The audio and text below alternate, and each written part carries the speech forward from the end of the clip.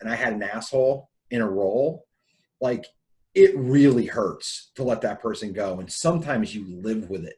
And not only do you live with it, you know you're living with it. Everyone else knows you're compromising. So the reality is you go cut that person and then you cut off your nose to spite your face. Sometimes you can't do it. I've had this with an office manager. I've had this with, someone who ran a segment of business. I've had this with a salesperson. And this is where chemistry comes in. And what I mean by chemistry is add and dilute. If you can get to a point where you can have 3 salespeople, then you can hold that asshole accountable. If you have someone who can fill in for that office manager, but in some of these instances, it's really hard and you just got to take it.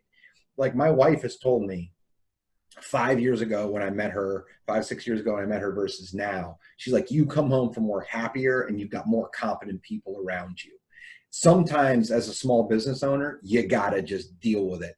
And you got to, it's slings and arrows. You have to move slower. The smaller the team you have, the slower you have to move to go address a poor hire or someone who's just fallen off the rails because there's not enough hours in the day for you to handle whatever you've asked them to take on. Here's a manifestation of this. I've been in business for 11 years. My longest tenured employee is 4 years. If you were good enough to work for me in 2015, you are no longer good enough to work here in 2020.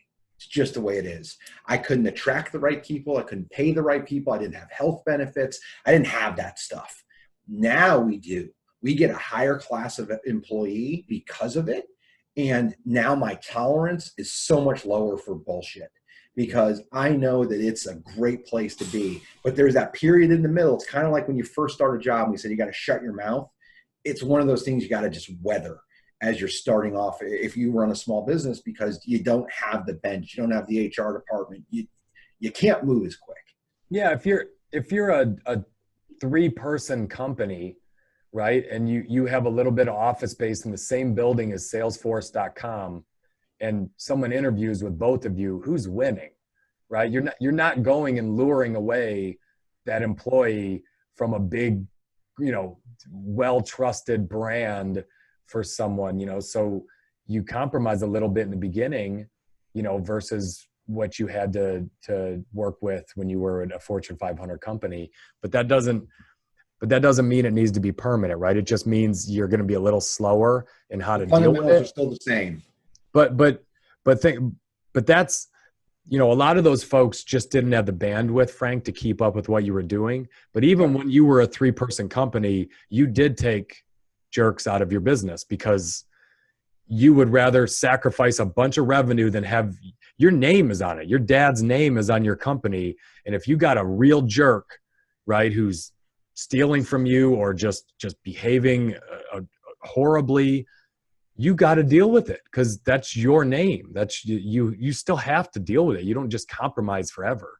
No, you said it the right way. It's slower. Like I was over a barrel for a period of time with a couple of malcontents because I didn't have a bench. But if you can build a bench, you can do it. So in any aspect of business, this is relevant. It's real. You got to deal with it.